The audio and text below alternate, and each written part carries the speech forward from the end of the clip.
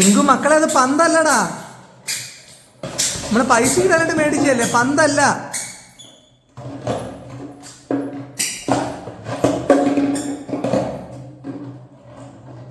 മക്കളെ ഇത് പന്തല്ലടാ, മക്കളെ ഇത് പന്തല്ല. ഇത് നമ്മളെ പൈസ ഇടാനായിട്ട് മേടിച്ച കൊടുക്കുകയില്ലയോ.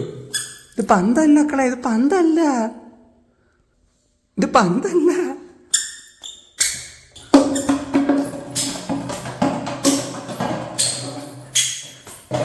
അയ്യോ അയ്യോ,